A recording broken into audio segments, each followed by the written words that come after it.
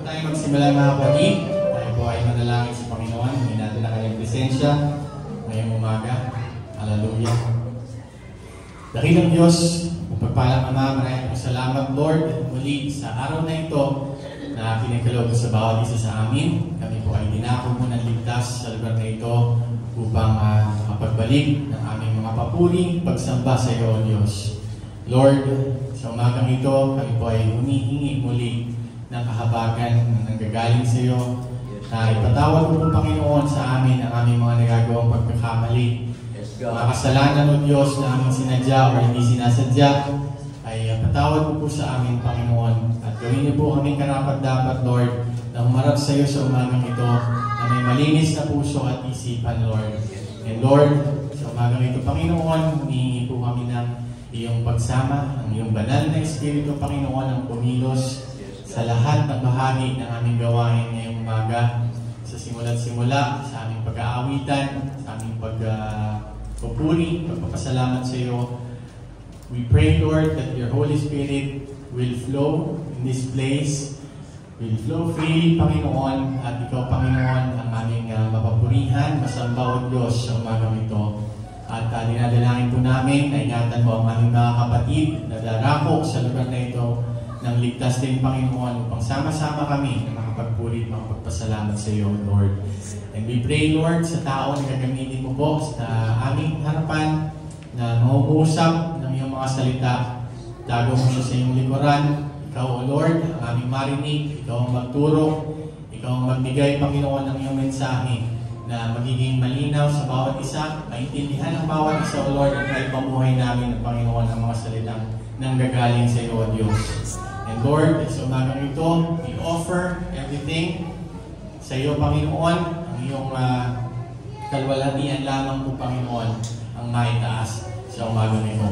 Dito po ang aming sinasamot, dinadalangin, pinagpapasalamat sa dakilang mong pangalan ng Jesus. Everybody say, Amen! Amen! Purihin ang Panginoon ngayong umaga.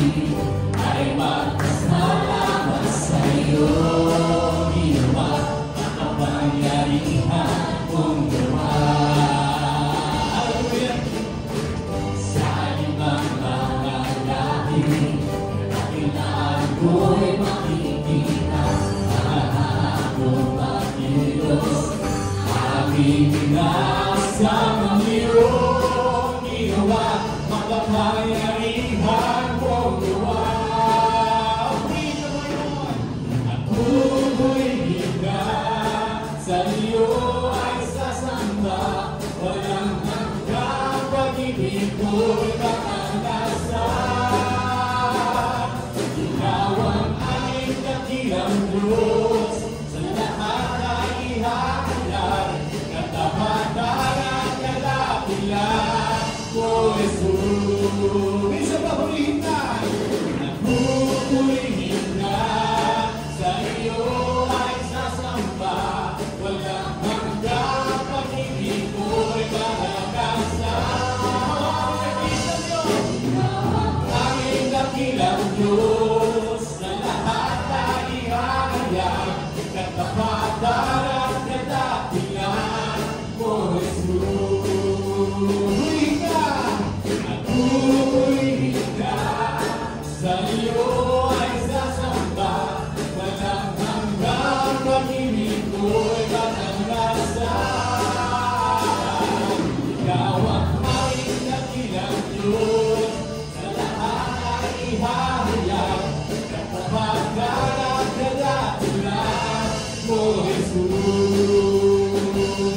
kapag nalagay nakilan ko Jesus. Kapag nalagay nakilan ko Jesus. Praise the Lord! Pagpulit pa sa tanging sa'yo lamang, Diyos na makapangyarihan, magpakailanman. Ang pag-ibig ko'y sapat sa kanino man, hanggat di ka nagbabago, magpakailanman. Ika'y aking sasambahin, ngalan mo'y sasambitin. Magpapag-ibig ko siyang mahalaga sa'kin, sa gitna ng kalungkutan, ika'y napupurihan, pasasalamatan ng pagkayarman. Pagpupulit ka sa tanging sa'yo lamang, Diyos na makapangyarihan, magpakailanman. Ang pag-ibig mo'y sapat sa kanino man, pagkat di ka nagbabago, magpakailanman.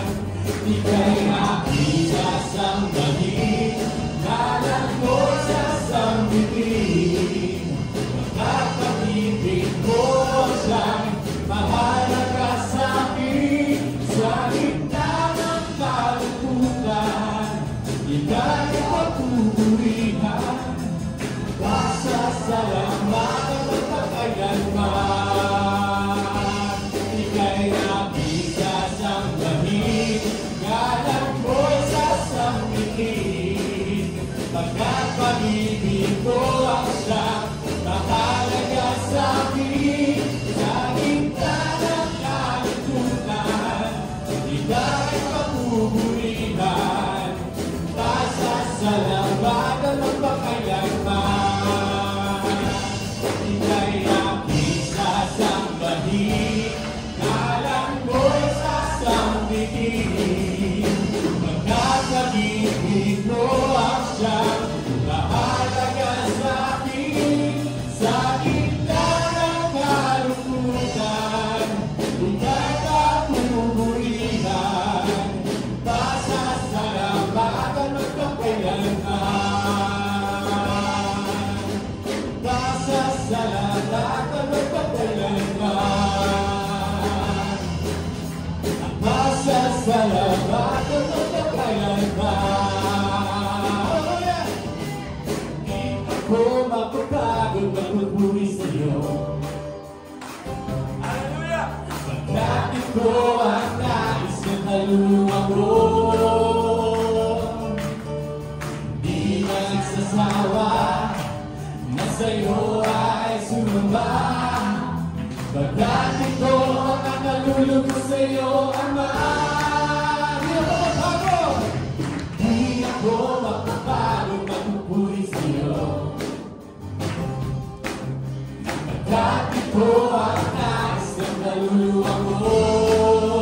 Di magsasawa, di magsasawa na sa'yo ay sumamba, pagkat ito ang nakalulog ko sa'yo, Ama.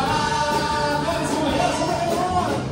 Sasayaw sa'yo, aawit sa'yo, ang lahat na ito'y andun ko sa'yo.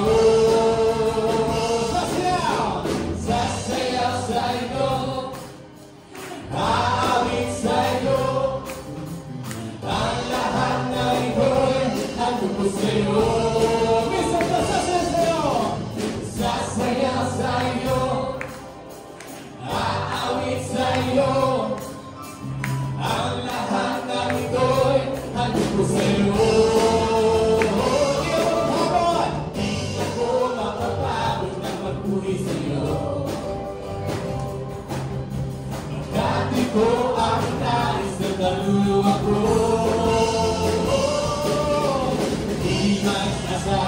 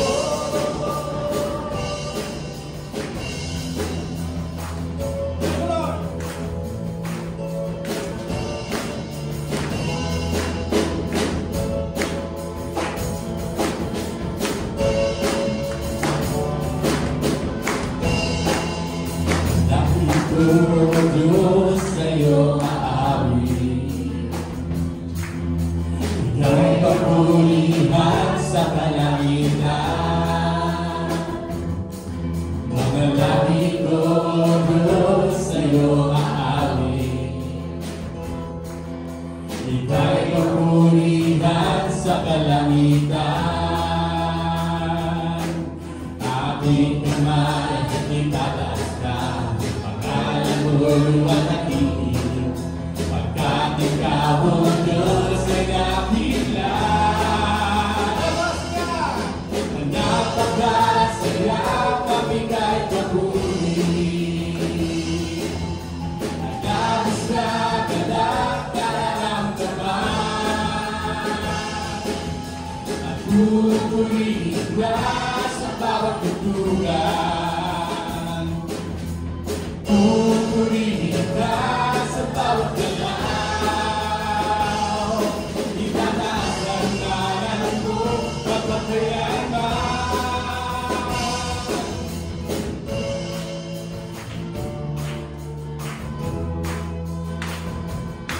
Sa kanyang lakas mo Diyos, purihin ka. Sa mundo, sisigaw sa buong mundo, nais mong gawa. Gusto mo ay tuwang-tuwa, kasiyahan ay umaapaw, katapatan mo, O Diyos, ay nakila. Napagkasaya, pagbigay papuri. Ang labis na galak, pupurihin ka sa bawat tutugan.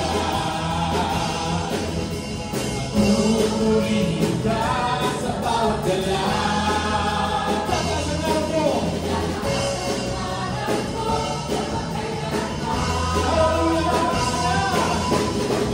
Napakasaya, pagbigay papuri.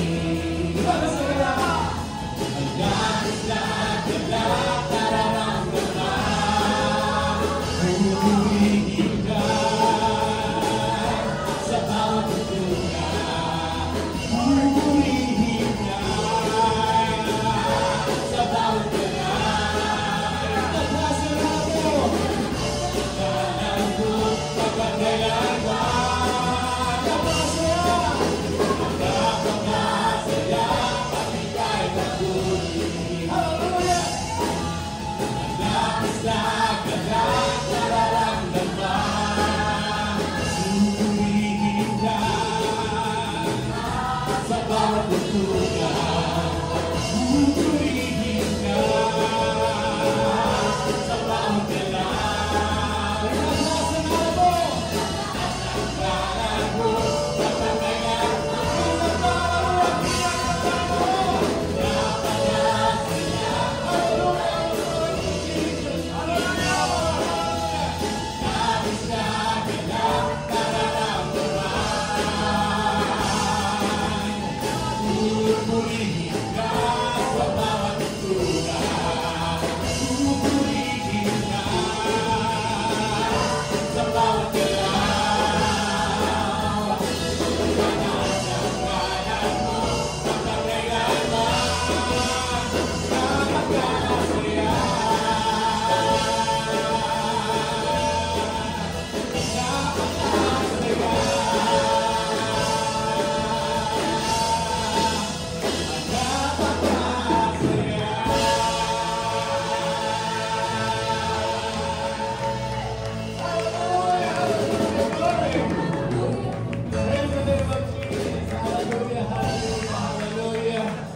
Glory to God. Purihin ka, Panginoon. Purihin ka, Panginoon. Praise the Lord. Praise the Lord. Glory to Jesus. Hallelujah. Lord, Hallelujah. Lord, Lord. Napakasaya magpuri sa Panginoon. Hallelujah. Glory to Jesus. Hallelujah. Hallelujah. Panginoon. Hallelujah. Hallelujah. Jesus. Patuloy natin sa Panginoon. Thank you, Lord.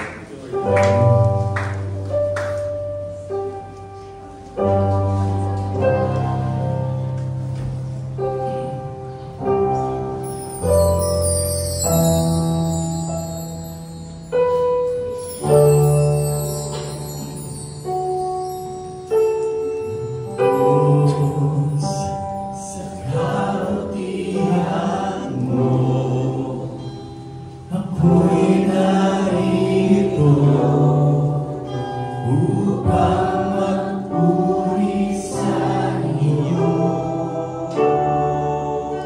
O Diyos, sa pangalan mo,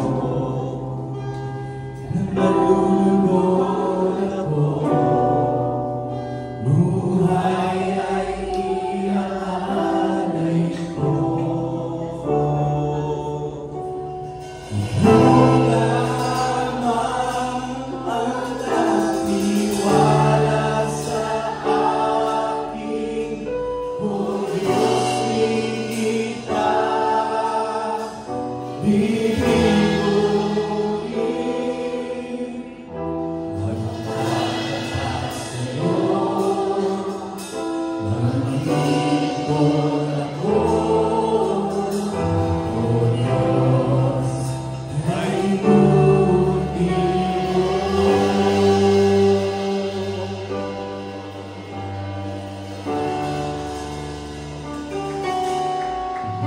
O Diyos, sa kabutihan mo, ako'y naririto upang magpuri sa iyo. O Diyos, sa kabutihan mo, nalulugod ako, buhay ay iaalay ko. Ikaw lamang ang nagtiwala sa akin, O Diyos, di kita bibiguin. Magtataas sa'yo, mag-iikot ako, O Diyos, ay buti mo.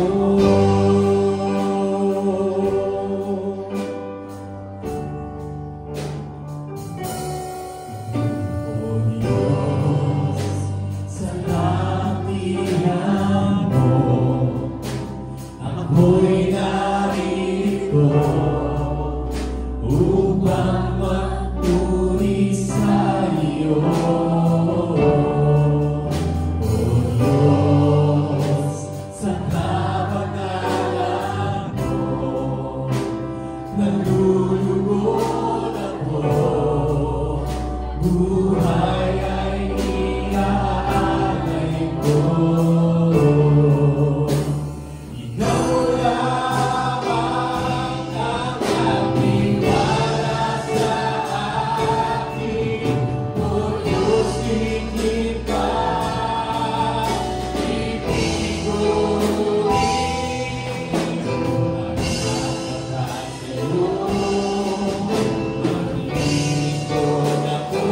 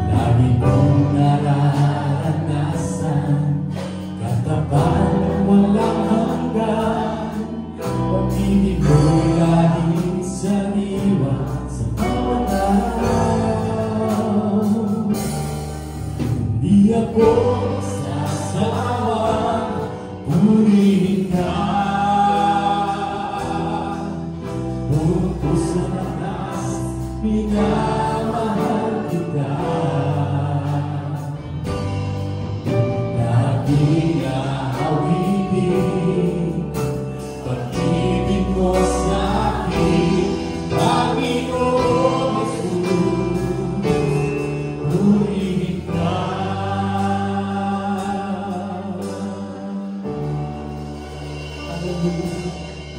Sa mga pagkagising, ngalan mo'y pupurihin, pag-ibig mo'y laging may-awit para sa'yo. Lagi kong naranasan, katabahan na walang hanggan, pag-ibig mo'y laging sariwa sa bawat araw. Di ako magsasawa, purihin ka. Buong puso't lakas, minamahal kita. Laging aawitin, pag-ibig mo sa akin, Panginoon Jesus, purihin ka. Di ako magsasawa, purihin ka. Hallelujah!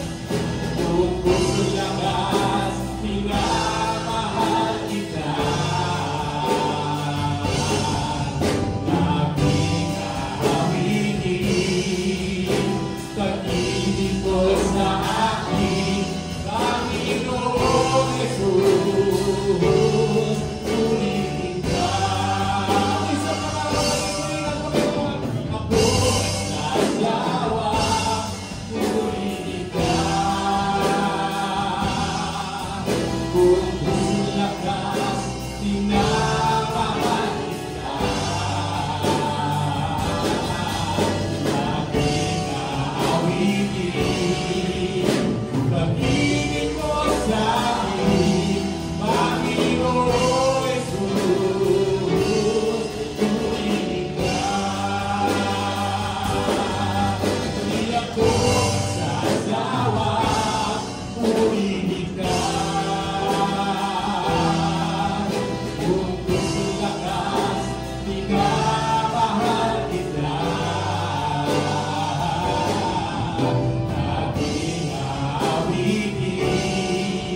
aawitin, pag-ibig mo sa akin, Panginoon Jesus, purihin ka. Di ako magsasawa, purihin ka. Buong puso't lakas, minamahal kita. Laging aawitin, pag-ibig mo sa akin, Panginoon Jesus, purihin ka. Panginoon Jesus, purihin ka. Panginoon Jesus, Panginoon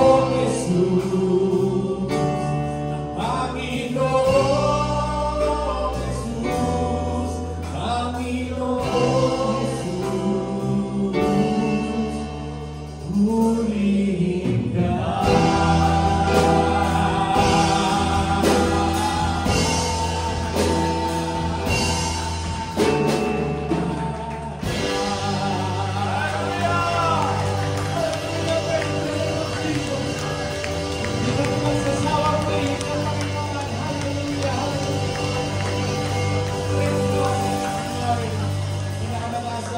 Pasalamat lang sa Panginoon lamang po ngayon. Are we blessed this morning?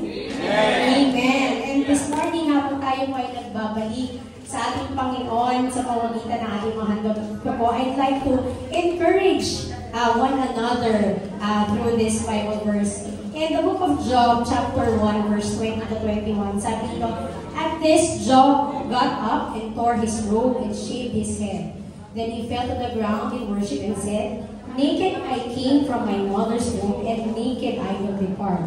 The Lord gave, and the Lord has taken away. May the name of the Lord be praised. Ayan. And I'd like to encourage everyone this morning, kung kayo po ay may pinagdadaanan o may pinoproblema sa buhay ninyo o may pinag-aalala kayo mga kapatid, ay gusto ko kayo encourage through this verse. Kasi itong verse na to for this week is a verse na niremind sa akin ng Panginoon.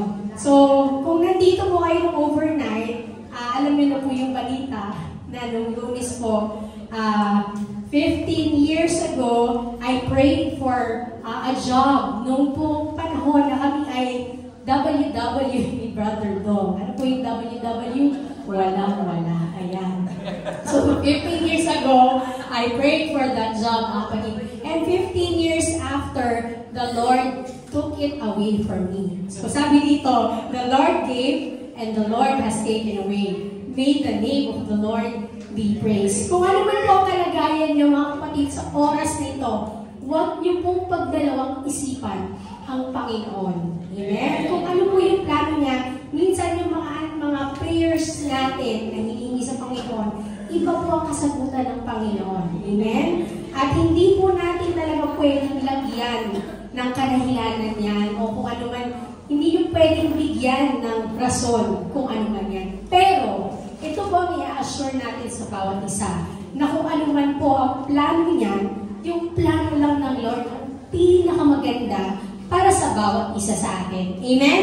Amen. So, maaaring hindi maganda sa umpisa yung itsura ng plano ng Panginoon, pero sa dulo niyan, mga kapatid, always praise the name of the Lord because the Lord knows what He is doing in your life. Amen? Ang kailangan lang po natin ay magtapat at manatili lagi sa ating Panginoon para po sa lahat ng pagkakataon tayo po ay magabayan ng ating Panginoon. Purihin ang Panginoon sa umagang ito. Tayo po ay manalangin sa ating Ginoong pagbibigay. Purihin ka, aming Panginoon, na sapat at tapat sa aming buhay.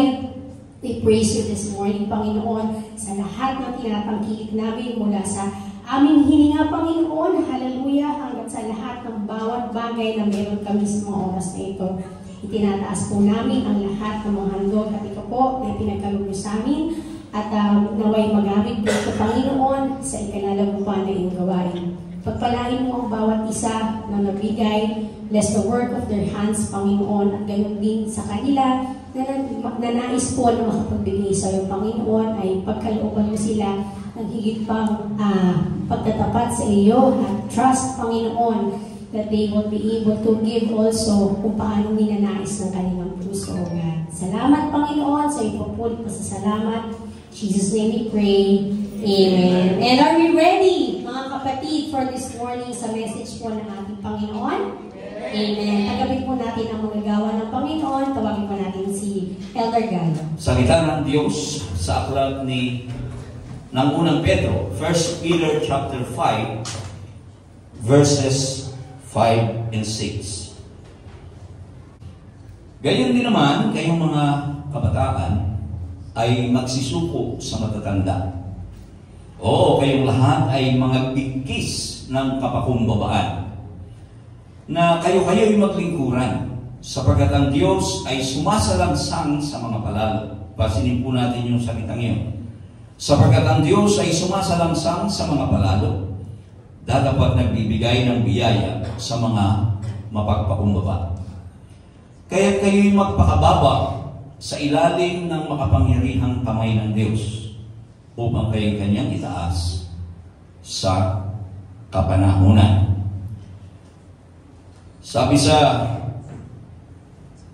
Ang sabi doon sa 5, and be clothed with humility, for God resisted the proud and giveth grace to the humble. At sa araw na ito, mga kapatid, ay pag-uusapan natin ang isang katanungan. What are you wearing? Pride or humility? Ano ba yung dala-dala mo? Kapalaluan o kayabangan o kapakumbabaan? Tayo pong lahat ay manalangin. Dakilang Diyos, Amang Banal, dumadako po kami, Panginoon, sa pinakamahalagang bahagi ng aming gawain, ang pakikinig ng iyong mga banal na salita. At sa oras na ito, Panginoon, kinikilala po ng iyong lingkod ang kawalan ng kakayahan. Subalit huwag mong tingnan, Panginoon, ang bagay na ito. Huwag mong tingnan ang kanyang karumihan. Kundi bagkus, tingnan mo, Panginoon, ang pangangailangan namin sa araw na ito. Sa pamamagitan ng iyong biyaya, sa pamamagitan ng iyong banal na Espiritu, Panginoon, kumilos ka sa Kanya. Mangusap ka, Panginoon, sa bawat isa sa amin sa pamamagitan niya. At hayaan mo, Diyos, na dumaloy ang biyaya mula sa iyong mga banal na salita. Abutin mo ang pangangailangan ng bawat isa, Panginoon, at ipahayag mo sa amin ang iyong kalooban sa araw na ito. Ama, pagkalooban mo kami ng iyong biyaya at samahan mo kami sa pasimula hanggang sa katapusan ng aming gawain ito. Ito po ang aming hinihiling sa pangalan ng aming Panginoong Jesucristo. Everybody say, Amen. Makababalik po tayo sa ating mga upuan. Bigyan po muna natin uli ng isang masaganang palakpakan natin. Praise the Lord. Sabi ko sa ating binasa, God resists the proud and gives grace to the humble. At ang nais niya, mga kapatid, na tayo ay magdamit ng kapakumbabaan. Nais niya na isuot natin yung kapakumbabaan na yun at hindi ang kapalaluan. At para magawa natin ito, mga kapatid, ay dapat makita muna natin kung ano ba talaga ang nagagawa ng pride sa ating buhay at ano yung mga sintomas o yung mga palatandaan na ang pride ay unti-unti nang pumapasok sa ating buhay, sa ating mga sarili. At masasabi ko, mga kapatid, na ang pride o kapalaluan, kayabangan, ito po ay very sneaky. It is a silent killer. At hindi po natin ito nalalaman na nandoon na pala. Kaya dapat lang na tingnan natin kung ano pa talaga ang nagagawa ng pride na yan para tayong mga tao, anong mga sintomas na kumbaga unti-unti na niyang kinakain ang ating mga sarili at binawasak ang ating mga buhay. In the book of Proverbs chapter 16 verse 18, malinaw po ang sinasabi ng Biblia, pride goes before destruction. Pride goes before destruction. And because it is very sneaky and it is a silent killer, marami po siyang ginagawa sa atin.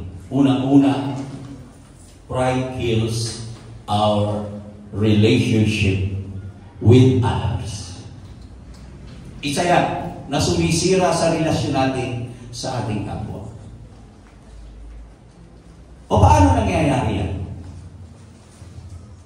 Alam niyo po kasi, ay ba nakaranas na meron kayong mga kaibigan na palagi na ay gusto niya sa lagi ang tama? Meron ba kayong mga kaibigan na palaging ang sinasabi niya, ang gusto niyang pag-usapan at siya lang ang laging bida? Meron ba kayong mga kaibigan na ganyan? He or she always talks about himself or herself. At kumbaga, ang pakiramdam niya, siya yung superior o siya mas magaling kaysa sa inyong lahat. At kapag ganyan ang isang tao, natutuwa ka bang kasama? Definitely na. Pagka palagi nang kasama mo hindi marunong makinig. Pagka mayroong usapan, laging siya, ako ganito, ako ganito, pag sa akin, ano yan? Diba? Puro I, me, and myself.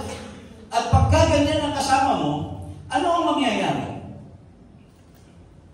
Unti-unti, mawawalan ka ng kaibigan. Unti-unti, aalisan ka, maging yung mga matalik mong kaibigan. Pero sa isang merong pride, kapag kinain na ng pride ang tao na yun, ang sasabihin lang niya, okay lang. It's your loss, not mine. Diba? Parang walang regret. Subalit, alam niyo mga kapatid na hindi po talaga kalooban ng Diyos that we will be isolated. Because pride isolates us from others. Yun ang naghihiwalay sa atin.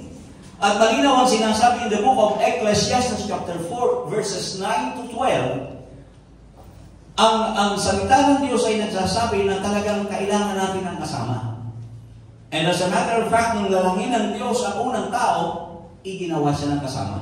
Sapagkat hindi mainam na wala siyang kasama. Ecclesiastes chapter 4 verses 9 to 12.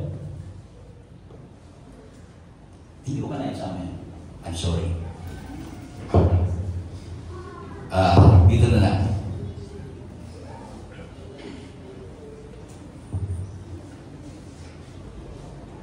My bad.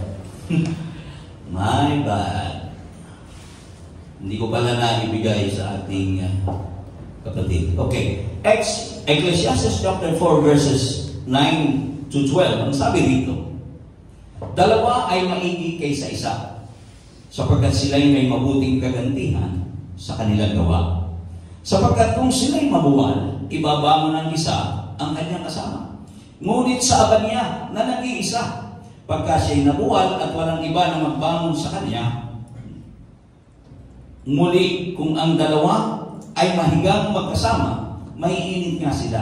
Ngunit paano makapagpapainit ang isa na nag-iisa? At kung ang isang tao ay manaig laban sa kanya na nag-iisa, ang dalawa ay makakalaban sa kanya, at ang panabing tatlong ikit ay hindi napapatid na madali.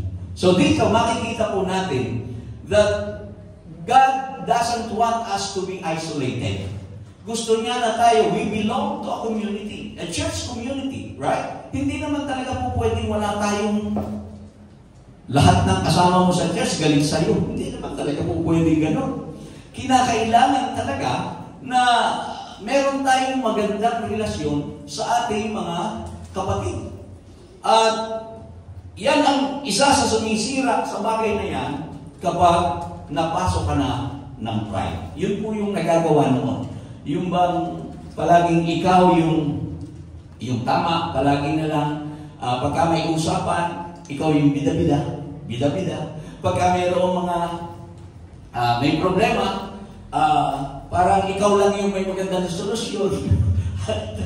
Parang hindi mo na pinapansin yung iba. And it hurts people. Right? Kumbaga, nakakasakit sa kapwa. At ang mangyayari nga, ma-isolate ka. So it kills, pride kills our relationship with others. At hindi lamang po sa iba, it also kills our relationship with God. Naniniwala ba kayo mga kapatid? Alam nyo, in James, Santiago, James 1:14-15, sabi dito, but each one is tempted when he is drawn away by his own desires. His own desires. And enticed. Then when desire is conceived, it gives birth to sin.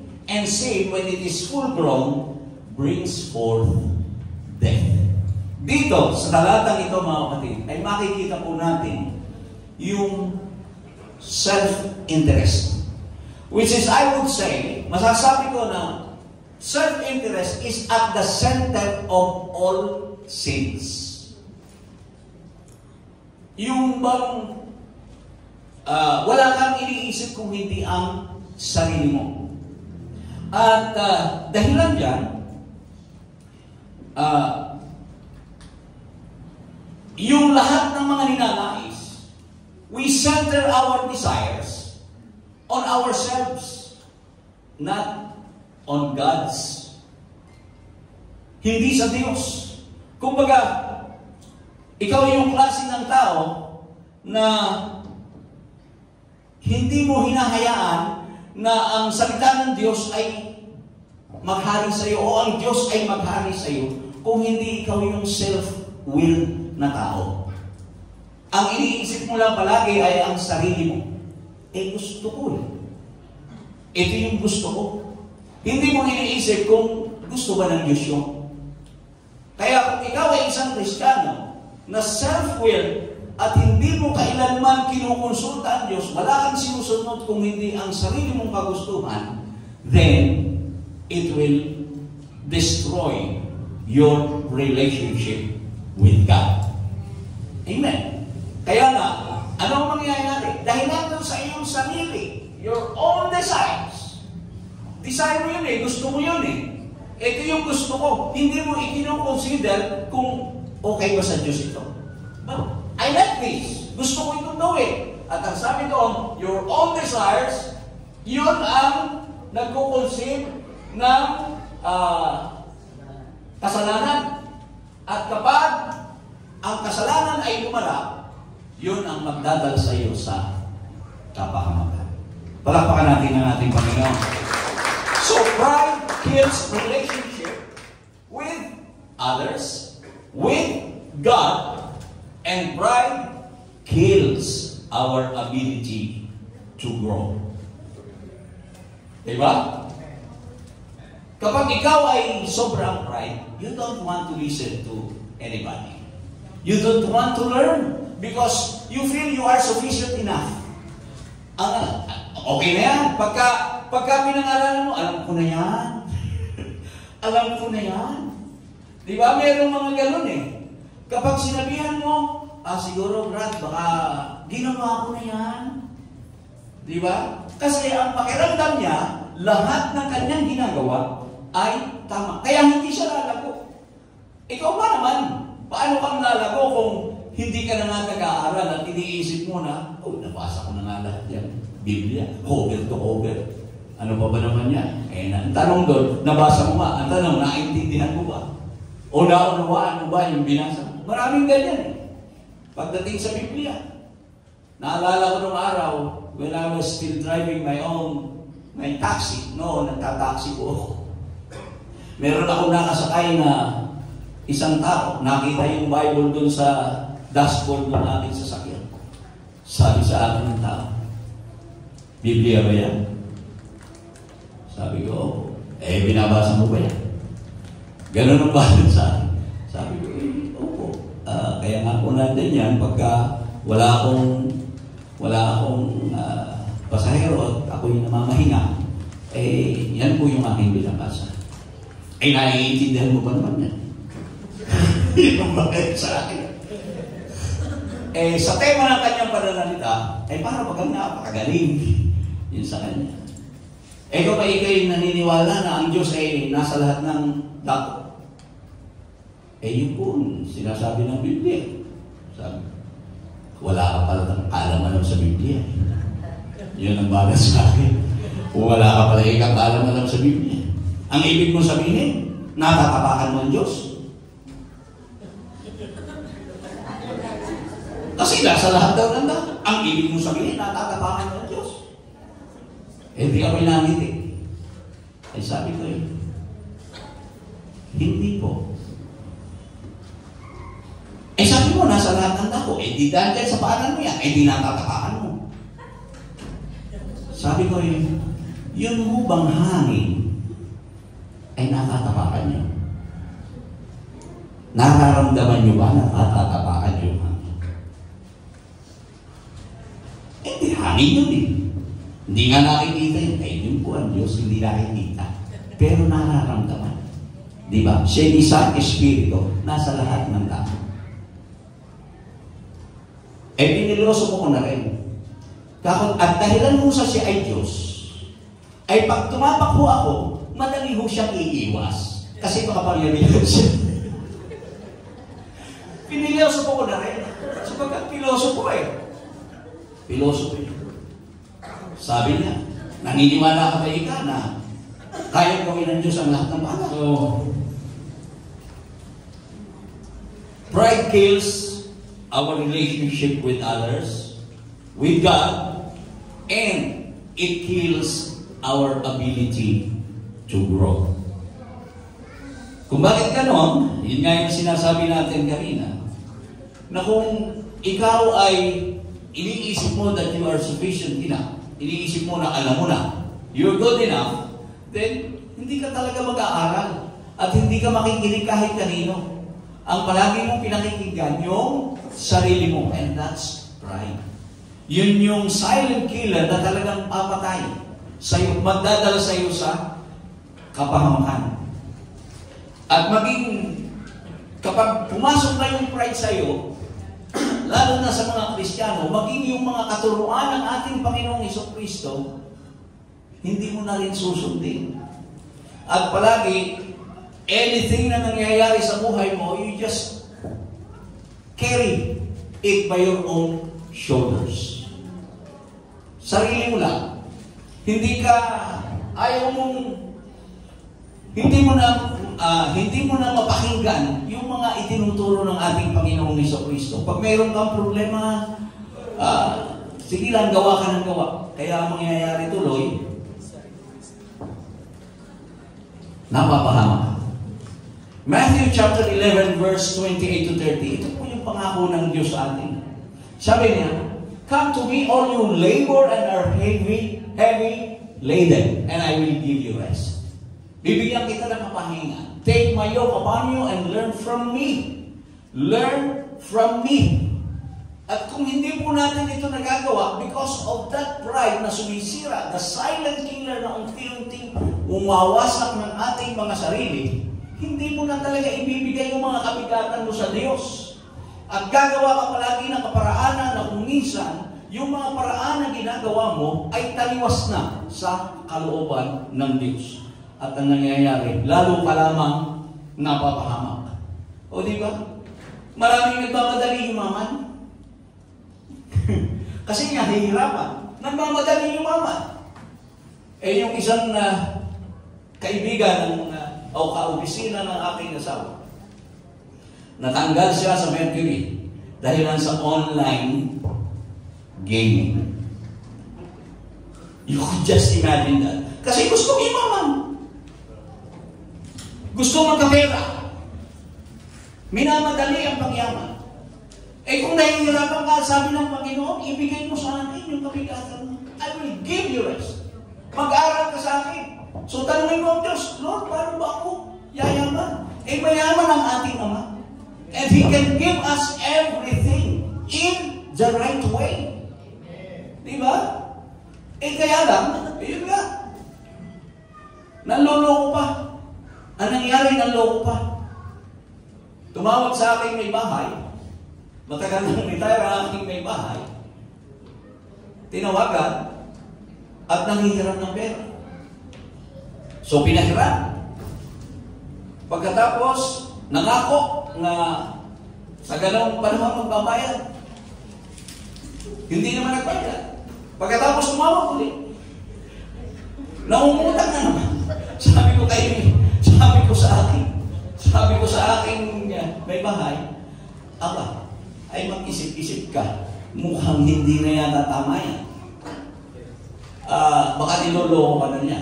At yun nga nalaman namin, napakarami na pala siyang niloloko. At salamat sa Panginoon sapagkat hindi na muling naloko. Pero yung una kasi medyo valid kasi nabaha daw sila. Tapos yung kanyang nanay ay gusto niyang ilipat. So, syempre nakakaanting ng kalooban yun. So, okay lang. Actually, hindi na nga pinababayaran Sabi nga namin, hindi na, huwag mo nang bayaran. Okay lang. Ay, hindi po, magbabayad po ako. Ganun ba ba? Sige. O, tingnan nga natin kung talagang gano'n. Abay, nung dumating nga yun, ako, niho, wala naman. Okay na yon. Kaya lang nung pangalawa, sabi ko, kuidado, hindi na tama yan. At nung makausap namin yung iba namin mga kaibigan, mga retirees, doon namin nalaman na naloko pala sa online gaming. Isipin mo, aalis siya ng Mercury, pupunta ng Eastwood, at doon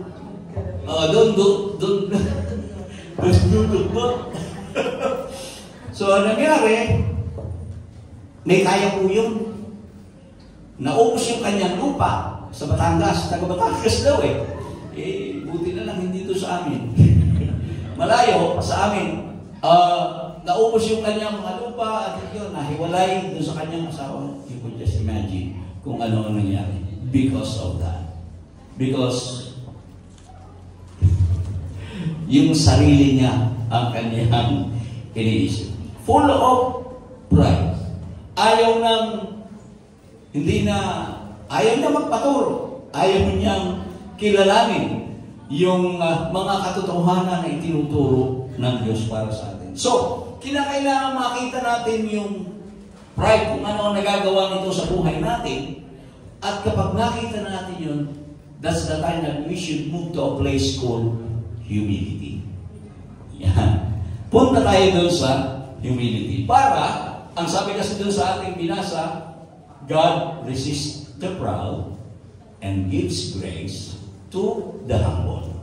So kung pupunta tayo doon sa lugar na kung saan nandun yung kapakumbabaan, then we will experience God's grace in our lives. Palakpakan natin ang ating Diyos. Now, magugulat kayo mga kapatid, sapagkat ang babanggitin ko sa inyo ay ilang mga symptoms. Ilang mga symptoms that pride is sneaking in your life. Kumbaga, unti-unti na itong pumapasok sa iyo. Ano yun? Fear and anxiety. Tingnan niyo mga kapatid. Sino po sa inyo rito ang may pagkatakot at mayroong pag-aalinlangan sa kanyang buhay? Meron kayong kinatatakutan. Meron kayong mga nag-aalinlangan kayo, ano kaya? Magkaasawa pa kaya ako? Nag-aalinlangan, ano kaya? Mapatapos ko pa kaya ang aking mga anak? O, natatakot ka, you are afraid of something. Alam niyo ba na kapag ikaw ay mayroong takot at mayroong kang anxiety sa buhay mo, hindi mo alam that pride is slowly destroying your life. Why? Bakit naman, Brother Galo? Masama bang matakot? Hindi naman. Kaya lang, mag-iingat ka. Kasi, tingnan niyo mga kapatid, dapat nating malaman that God is in total control of our lives. Amen? Ang Diyos ang merong control ng ating mga buhay. And He is running the show. Hindi po tayo. Ang isang taong prideful, hindi niya kayang ilagak yung kanyang pagtitiwala sa Diyos. Hindi niya kaya. Akala mo pagkatakot lang yun? No.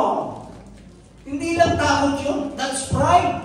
Because you do not want to give God all the control, the full control of your life. So that's pride. And that's sneaking. Sabi ko nga, sneaking. Silently killing you. Unti-unti kang mawawasakin nito. Kaya dapat, isipin mo, bakit? Ang sabi sa Proverbs 16 verse 9, tingnan nyo, a man's heart plans his way, but the Lord directs his steps. Tingnan nyo, marami tayong plano. At kapag tayo ay nagplano, kapag inilagay natin sa sarili at ginawa natin yun sa ating sarili, Diyan tayo nagkakamali. Dapat, ibigay natin sa Diyos, Panginoon, ito ang plano ko. At ito rin ba yung plano mo? Kasi kahit naman anong plano mo, kung hindi yun ang gusto ng Diyos, hindi mangyayari yun. So, dito lang, makikita mo, na kapag ikaw ay nagpaplano sa sarili mo, pride na yun. Diba? Nagplano ka sa sarili mo, hindi mo inuna yung Diyos. Diyos, Panginoon, mananangin ka muna, unahin mo ang Diyos. Lagi, give Him the full control. Because if you can give God the full control of your life, you will always have fear and anxieties. Lagi magkakaroon ka nun. And, kumbaga, yun kasi, you are putting everything on your shoulder, hindi sa Diyos. Proverbs 20 verse 24, ang sabi niyan, a man's steps are of the Lord. How then can a man understand his own way? Eh, tingnan nyo, pag binasa mo na yan, makikita mo na yun. Maliliwanagan ka na kung bakit sinasabi natin that fear and anxiety is the result of pride na kapasok na sa buhay mo. That's one of the symptoms that pride is slowly or silently destroying your life. Palakpakan natin ang ating Panginoon. Pride, isa pa sa symptoms niyan, yung kawalan ng pagpapasalamat, kawalan ng utang na loob, a lack of gratitude. Bakit mo naman sinabi, Brother Gal, na pride na yung pumapasok dyan? Kasi kung minsan, tayo, we are thinking of our entitlement instead of thanking of what we have. Kumbaga, hindi ko deserve to eh. Naglilingkod naman ako sa iyo, Panginoon, bakit ganito? Naglilingkod ako sa iyo eh. Hindi dapat ganito ang tinatanggap ko. So, ang pakiramdam mo, kulang. E magpapasalamat ka ba kung gano'n doon sa mga tinatanggiling? Kung hindi, palagi kang mag-grumble. Because pride, hindi mo alam, is slowly killing your life. Unti-unti ka nang nilalason itong pride na ito, na iniisip mo na hindi ka, ba't ako magpapasalamat? Hindi ko naman deserve to. Naglilingkod ako. Nagbibigay na ako sa Panginoon eh. Lagi nga ako, nagbibigay ako ng aking life. I don't deserve this. Abay, pagkaganyan, mga kapatid, medyo mahirap na yan. So, those are symptoms. And if you are experiencing this, what's up? What's up? Because pride is silently killing your life. Pakpan natin ang ating Panginoon.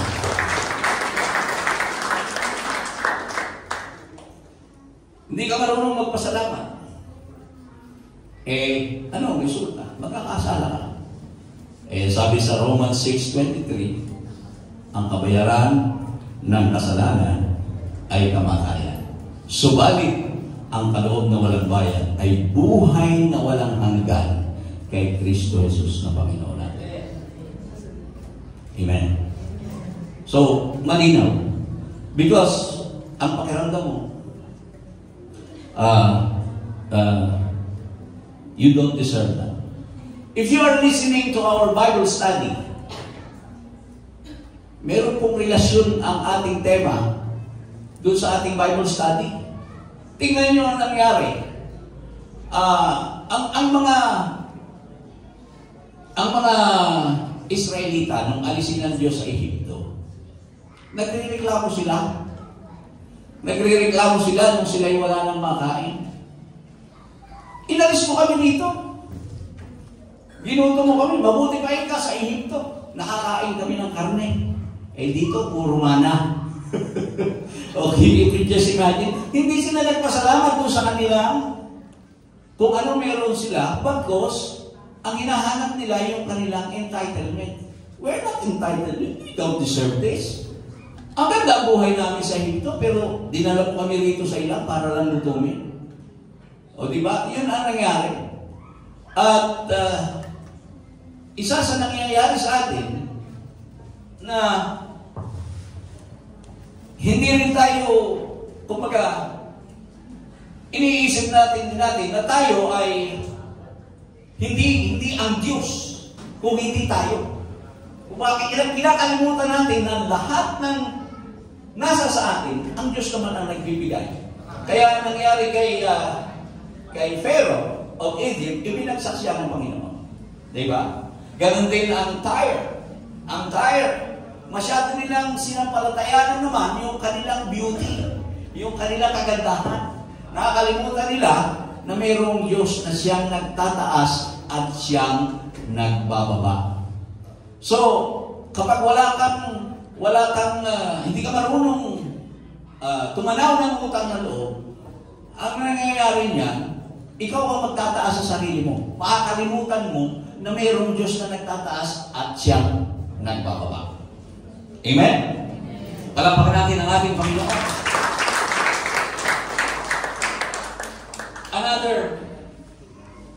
Another symptom is people pleasing. Yan. People pleasing.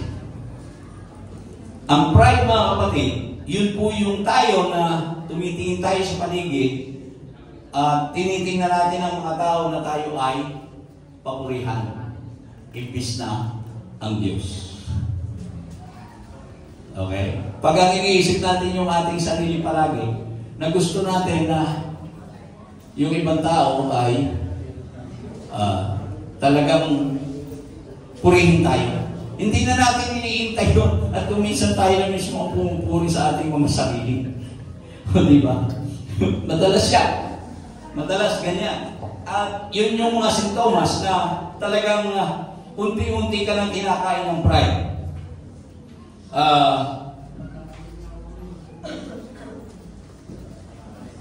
Kung minsan,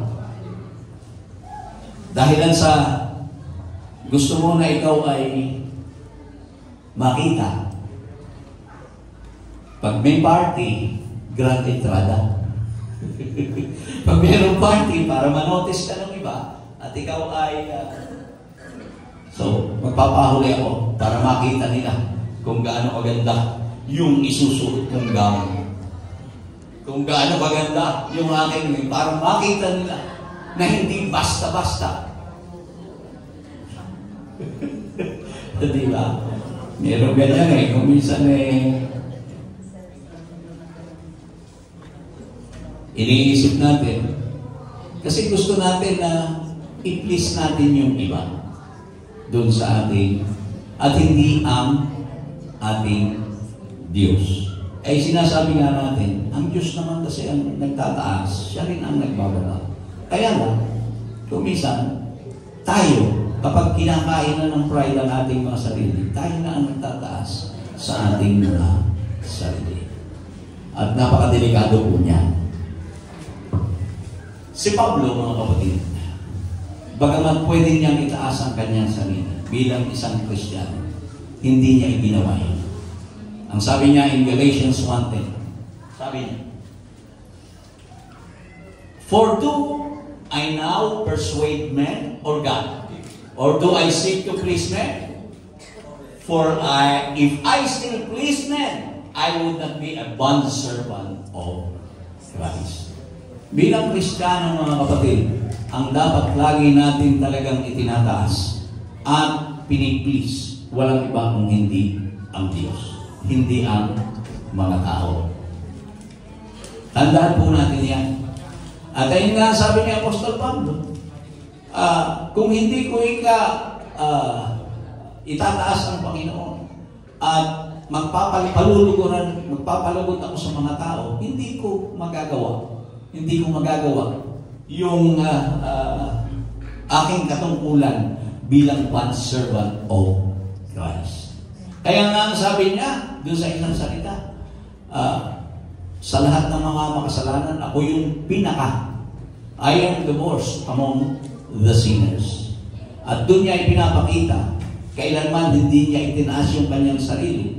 Bagamat si Pablo, siya yung makakapagmalaki, kung tutuusin, sapagkat siya yung tanging apostol na dinala ng Diyos doon sa ikatlong langit. At nakakita ng mga bagay na hindi dapat makita ng mga tao. Siya lang. At kung tutuusin, he is the only apostle na nagturo that giving is better than receiving. Humanap na kayo ng mga apostol na nagturo niya. Si Pablo lang. Si Pablo lang. Sapagkat he doesn't want to please people, but to please God. Amen? So yun ang kailangan. At ang isa pa, na sintomas, a lack of prayer in our life. Sintomas yan that pride is slowly or silently destroying you.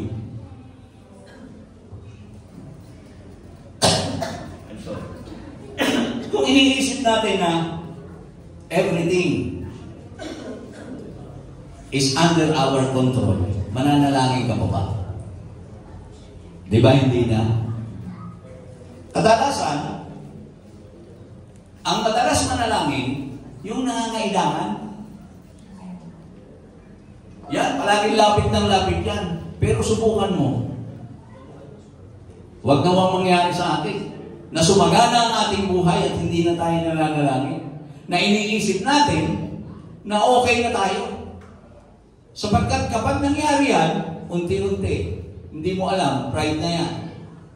Hindi mo na kailangan manalangin. Ba't ako mananalangin pa nasa akin na lahat.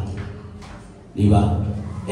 Yung isang bagay na yan ang dapat nating maunawaan na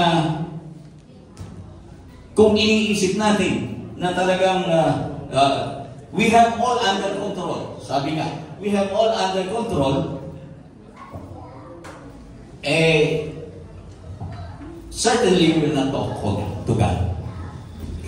Hindi na tayo makikipag-usap sa Diyos at humingi ng tulong sa Kanya. Kaya kung minsan, alam nyo, yan ang isang bagay. Kapag you have the means, nakakalimutan mo ang Diyos. Kaya mag-iingat tayo. You have the means Kaya kung meron kang problema, gagawan mo na lang ng paraan nyo sa sarili mo without asking help.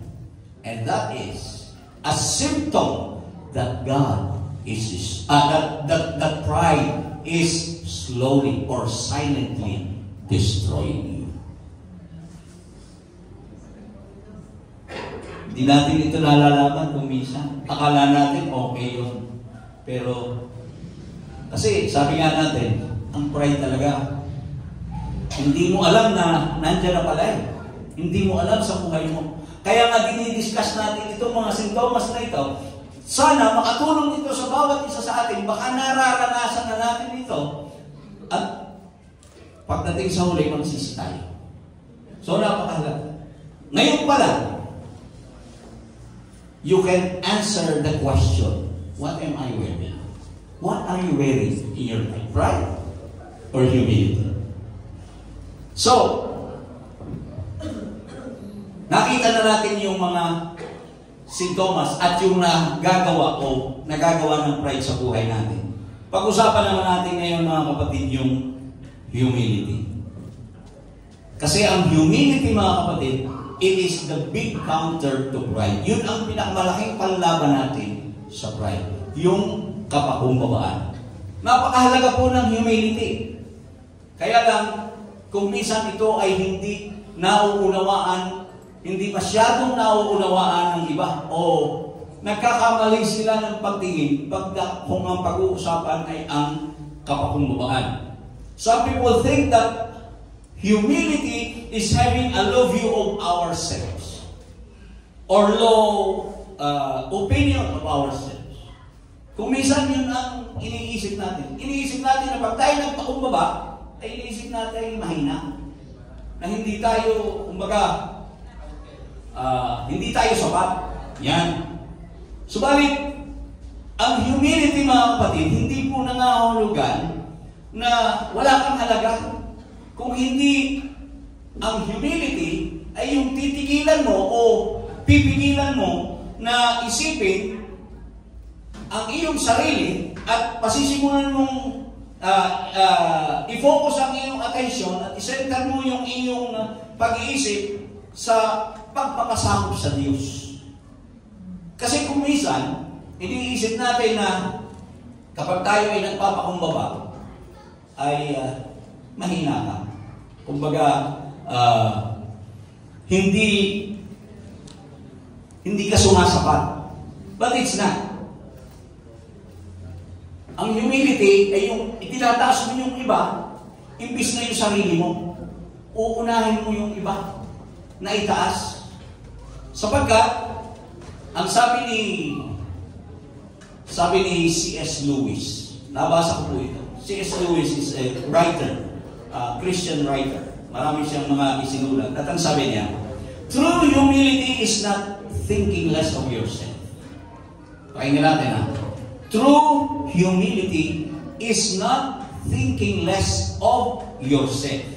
It is thinking of yourself less. Yun po yung tunay na kapakumbabaan. Hindi mo iniisip na ikaw ay mababa kung hindi palaging sarili mo ang iniisip mo.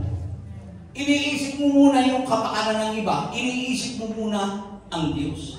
Kasi pagka ikaw ay walang kapakumbabaan, laging it's me, it's I, and myself. Yun. Lagi yun.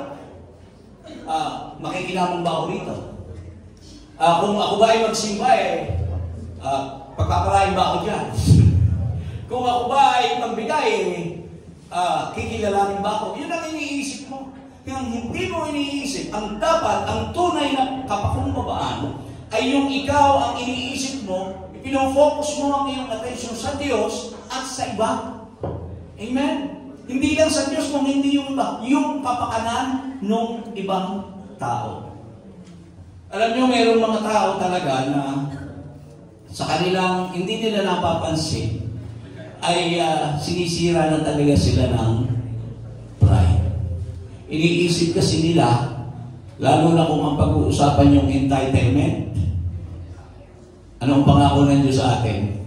Sabi ng Diyos, ang susumpa sa iyo, susumpahin ko. At ang magpapala sa iyo, pagpapalain ko. Meron po akong kilala, medyo mali ng kaunti ang application niya dito sa bagay na ito. Kasi, nung may isang pumapara siya ng taxi, sabi niya, hindi siya hinintuan. Hindi siya hinintuan ng taxi. Kristiyano ito eh. Alam mo sabi niya, hindi mo alam kung sino ang tinanggihan mo. Yan. So, para bang sinasabi niya na mapapahama ka. Oh, dahil sa ako yung tinanggihan mo. Di ba? Maling application yun. Natatandaan ko, nung ako ay nasa Batangas pa, meron po tayong gawain doon sa mahabang arang. Yung pong si Sister Vicky ay nagtitinda ng, meron siyang karinderya at namamalengke sila pag umaga. Umara sila ng jeep, wala naman, hindi sila tinigilan. Nagmamadali sila siyempre. So, ang pakiramdam ngayon itong sila Sister Vicky, siyempre hindi maganda. Hindi man lang kami tinigilan nun. Kasyang-kasya pa naman kami, baluwag naman. Nung makadako-dako roon yung jeep na bangga. So, nakita natin, pinaghahambing ko lang si Sister Vicky at doon sa isang taong kilala ko na kumara ng taxi. Kaya sabi niya, hindi mo alam yung hindi mo tinigilan. Kasi may kayabangan eh. Hindi ka naisip that God is in control. And everything that happens to us, there's always a reason. Kaya marahil, hindi sa tinigilan ng taxi, posible, na mapapahamak siya. Dapat kasi, kaya naman ang application niya nung pangako ng Diyos because of pride. Kristiyano ako, anak ako ng Diyos, hindi ako dapat ginaganito. Nakakamali ka ng application. Diba? Hindi gano'n ang application. Ang kapakumbabaan, you always think God first, not yourself. Think of God first and others and not yourself. Yun ang napakahalagang maintindihan natin. Because ang ating Panginoong Jesucristo, mga kapatid, nung siya ay bumaba dito sa lupa, kung ang pag-uusapan ay ang entitlement, He is entitled sa lahat ng magagandang bagay. Philippians chapter 2 verses 3 to 8. Isa-isahin natin. Let nothing be done through selfish ambition or conceit, but in lowliness of mind let each esteem others better than himself. Let each of you look out not only for his own interests, but also for the interests of others. Diba? Ito po yung napakagandang halimbawa ng kapakumbabaan. Hindi palaging sarili ang iniisip.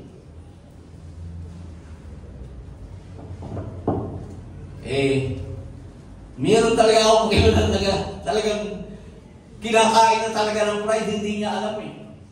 Na kinakain na ng pride. Dahilan sa ang pakiramdam niya, entitled siya doon sa lahat ganung bagay. Entitled siya doon sa ganung bagay. But then, hindi. Ang ating Panginoong Jesucristo, let this mind be in you, which was also in Christ Jesus, who, being in the form of God, did not consider it a robbery to be equal with God, but made himself of no reputation, taking the form of a bondservant, and coming in the likeness of men. And being found in the appearance as a man, he humbled himself and became obedient to the point of death, even the death of the cross. Tingnan ninyo mga kapatid. Yan po yung isang napakagandang halimbawa ng pagpapakumbaba. Huwag ninyong isipin, lalo na kung ikay pastor, huwag mong iisipin na ikaw ang palaging dapat sinusunod.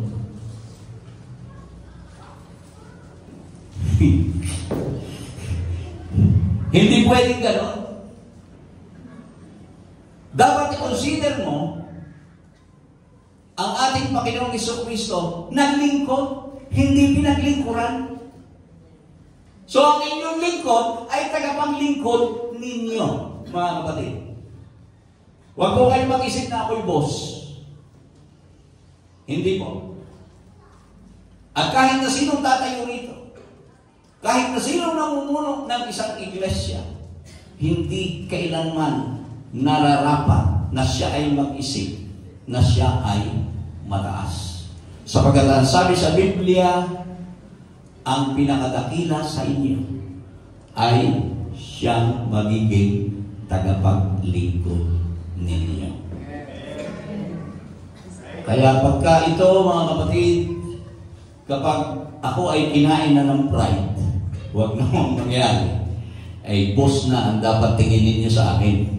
Yun palagi ang aking ikukuman sa inyo. No. Salamat sa Panginoon. Sapagkat ang salita ng Diyos ay pinaka-mainam, pinaka-makapangyarihan. Hallelujah. Kaya nga, kahit kailan, walang pwedeng magmalaki. Walang pwedeng magmataas. At kapag nararamdaman na natin yon, yung mga sintomas na binanggit natin dito, mga kapatid, mag-ingat po tayo because someday, kapag hindi natin yan napigilan, it will destroy our lives. Palakpakan natin ang ating.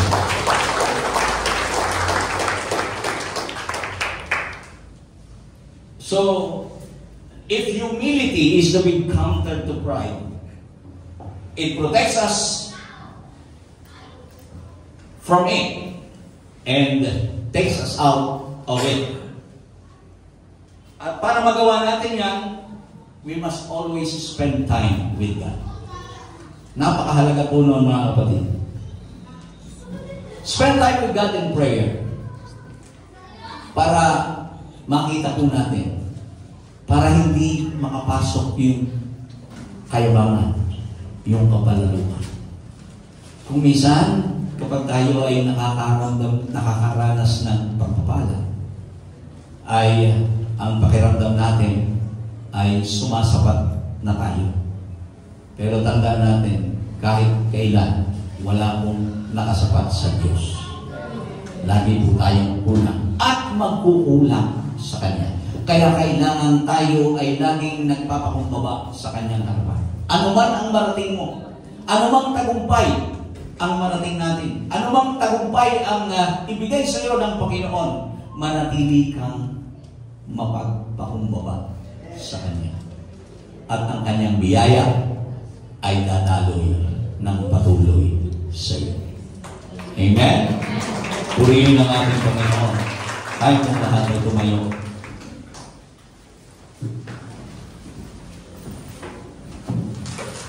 Sa oras na ito, mga kapatid, I want you to examine yourself. With all the things that we discussed, all the symptoms na ibinigay ko sa inyo ngayon, be honest to yourself. What are you wearing? Pride or humility? Kung sa isang parte ng buhay mo, in some areas of your life, ay unti-unti nang napapasok ng pride, lumapit tayo sa Panginoon. Ito yung pagkakataon natin. Itong oras na ito, mga kapatid, ang ating pagkakataon para humingi tayo ng tulong sa Diyos na buksan ang ating mga isipan sa bagay na ito. Makita natin na kahit kailan ay hindi tayo sumasapat sa ating Panginoon. Lagi nating panghawakan that God is in full control of our lives. Nung ibigay natin ang ating buhay sa Kanya, hayaan natin na siya ang magmaniobra sa atin. In every decision that we will make, always ask God.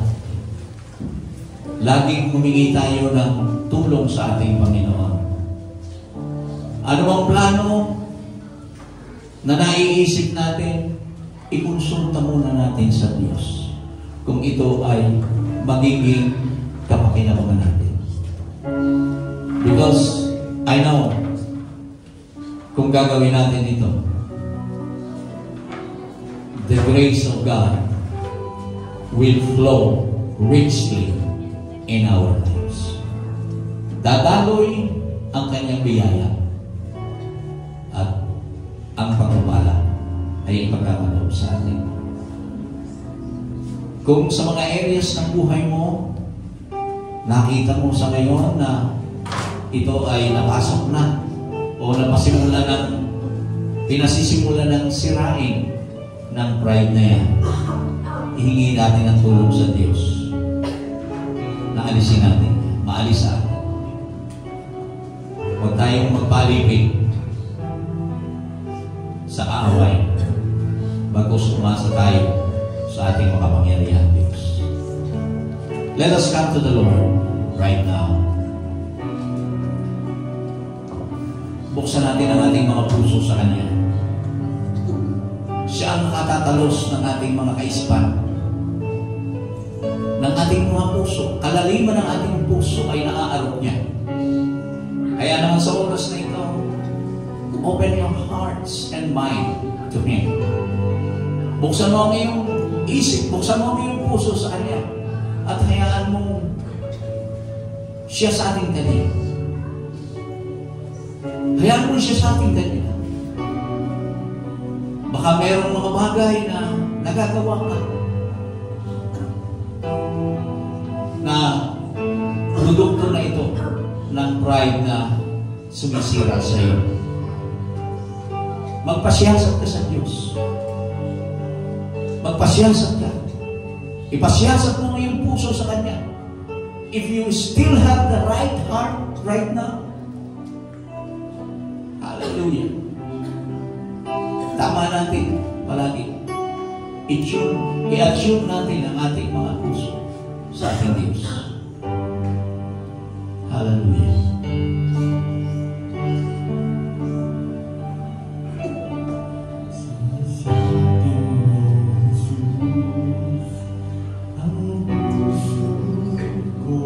Oh yes, Lord.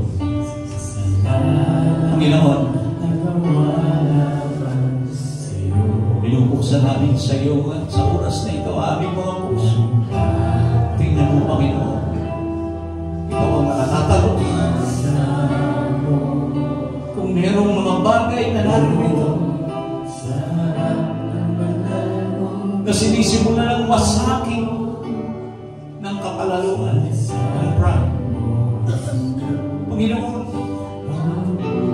hindi namin nalalaman. Subalit salamat sa iyong mga salita. Sapagkat unti-unti ay nabubuksan ang aming mga pangunawa.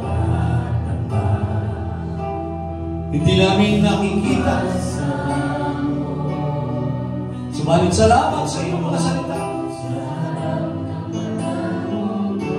Ipinakita mo sa amin na tunay na dapat kami mag-ingat.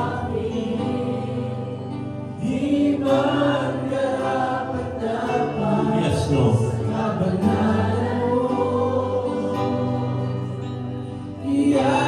Kung alam mo sa iyong sarili na ikaw ay mayroong kapakumbakan, ikaw ay mapagpakumbakan.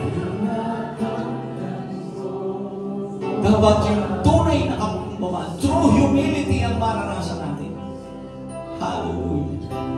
True humility. Ask it from the Lord. Hallelujah. Hindi natin kaya sa ganun natin sarili. Kailangan natin ang tulong ng Diyos. Bakit hindi natin itaas ang ating mga kamay sa Kanya? I-focus natin ang ating mga sarili. Kilalanin mo ang lahat ng iyong mga kasalanan. Kilalanin mo lahat ng mga mali mong ginawa. Huwag nagdating sa iyong puso. Aminin mo sa Kanya. Hallelujah, ang iyong pagkakamali. At humingi ka ng tulong. Hallelujah. Na pumasok siya sa puso mo. Ang kanyang banal na Espiritu nang siyang tumulong sa iyo palagi na. Tandaan po natin mga kapatid, hindi kaya ng ating laman. We need the Spirit of God. Hindi kaya ng ating mga sariling laman. But if we have the Spirit of the Lord, we can overcome. Hallelujah. Sa tulong ng banal na Espiritu. Hingin natin ang kamuspusan ng Espiritu sa oras na ito. Humingi tayo ng tulong sa Diyos.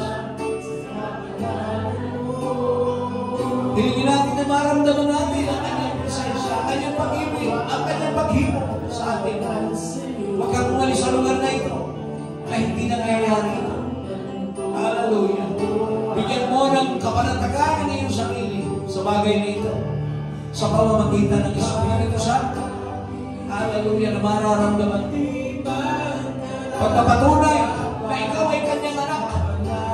Sapagkat kung ikaw ay tunay na anak ng Diyos, ang kanyang Espiritu ay papasok sa iyo.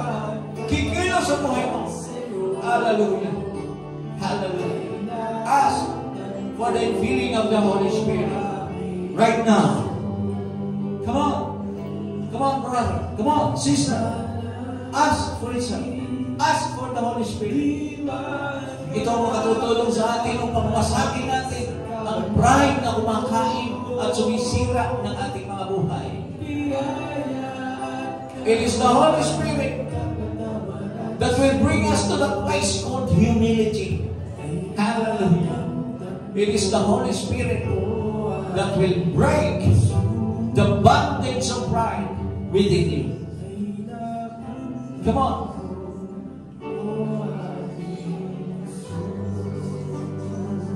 Call the name of Jesus. Ask for the power. Humingi ka ng kapangyarihan. Hingin mo sa Diyos.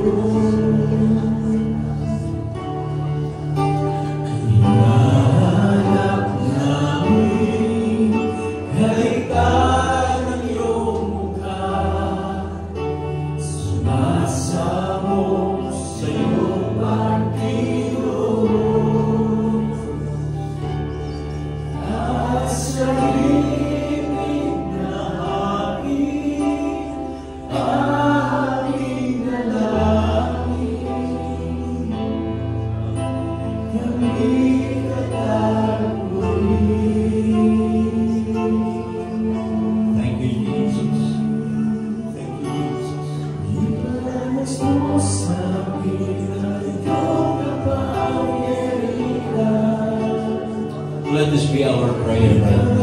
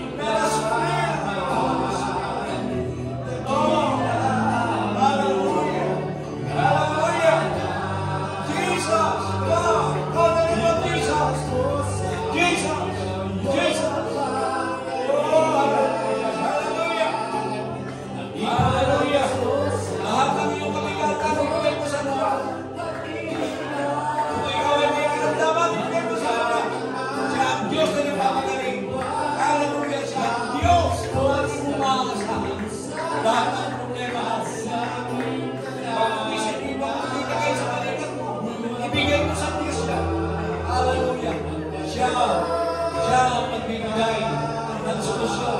Siya ang magbibigay ng kaluwasan. Everything that you need, give it unto God. Hallelujah.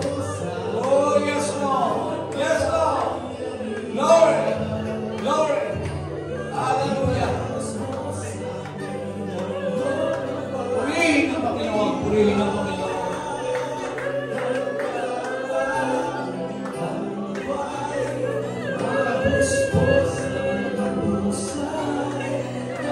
Hallelujah! Praise God! Praise God!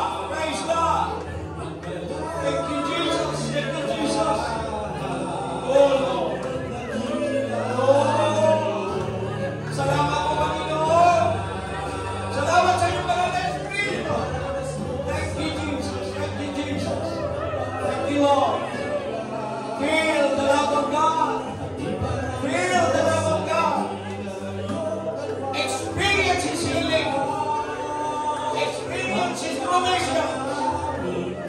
Lamin mo. Mararasan mo kagalingan. Ang kanyang pagkapatawa. Ang kakilos na sa buhay mo.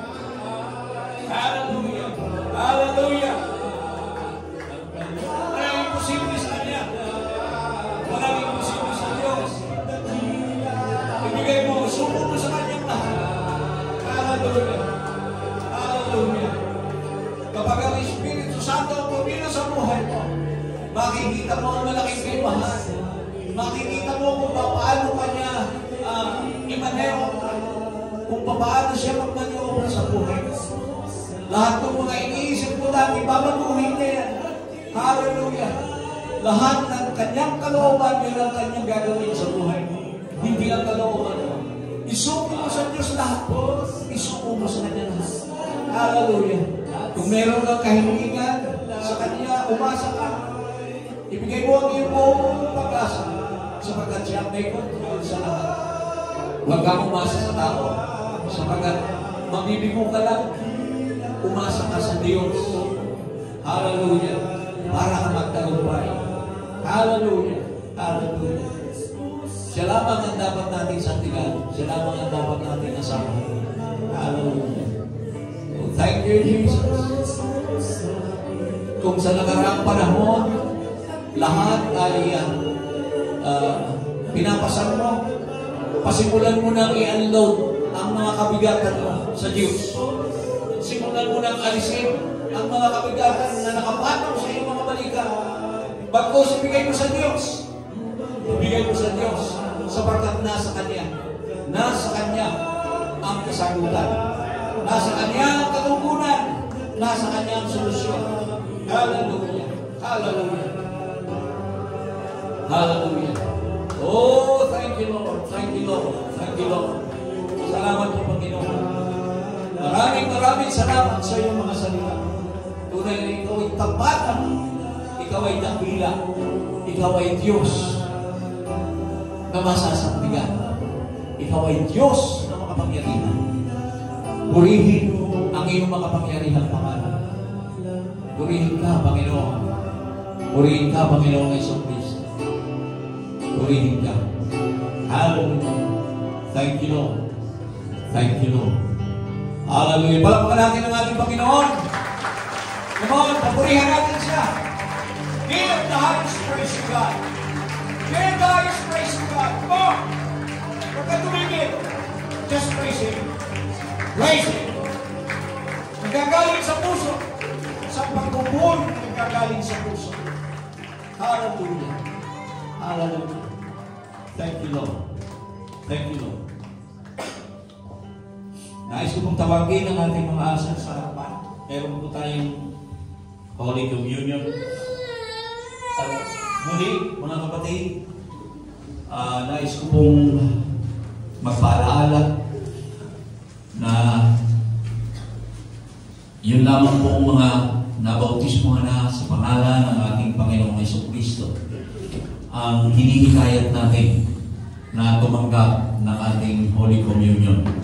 Uulitin ko, hindi po natin ito ay pinagtatamon. Bagkos, nais po natin sundin ang ipinag-uutos ng ating Panginoon. Sapagkat kapag tayo, ayon sa Biblia, ay kumain at uminom sa saro, ay kumakain tayo at umiinom ng hatol kung tayo ay hindi nararapat. Kaya mahalaga na kinikilala natin ang ginawa ng ating Panginoong Jesucristo doon sa krus sa bundok ng Kalbaryo. At inaalaala natin ang kanyang kadakilaan sa ating buhay. Tinanggap natin yun sa pamamagitan ng ating pananampalataya sa kanyang ginawa, sa ating pagsisisi, at sa pamamagitan ng bautismo sa panalangin. Dakilang Diyos, Panginoong Jesus, narito po sa aming harapan ang pinagputol-putol na tinapay at ang katas ng ubas na simbolo ng iyong katawan at ng iyong dugo. Ama, hinihiling po namin na ikaw ang magpala sa tinapay at katas ng ubas na ito. Hayaan mo na ito'y maging biyaya at pagpapala sa bawat isang tatanggap. Huwag itong maging sumpa. Sa pangalan ng aming Panginoong Jesucristo. Amen. Amen.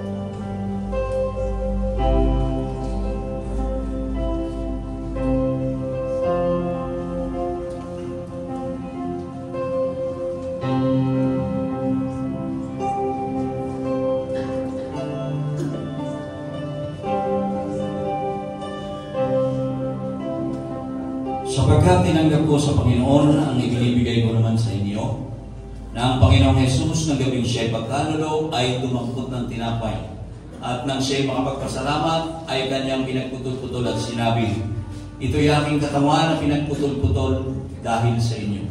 Gawin ninyo ito sa pag-aalaala sa akin.